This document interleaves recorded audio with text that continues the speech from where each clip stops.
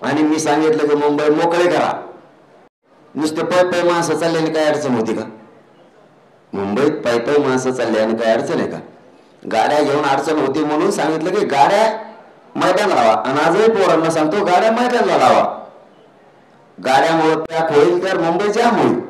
काल जाम झालती आपण मोकळं केलं.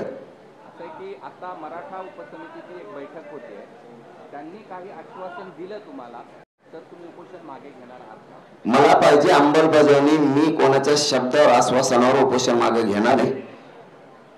फक्त पुन्हा एकदा सांगतो, तुमची आडमुठी भूमिका अक्रस्ताळेपणा मुख्यमंत्र्यांनी थांबवा. पोराला फक्त माझ्या बोर्ड लागता कामा नये हे मात्र तुम्ही समजून घ्या.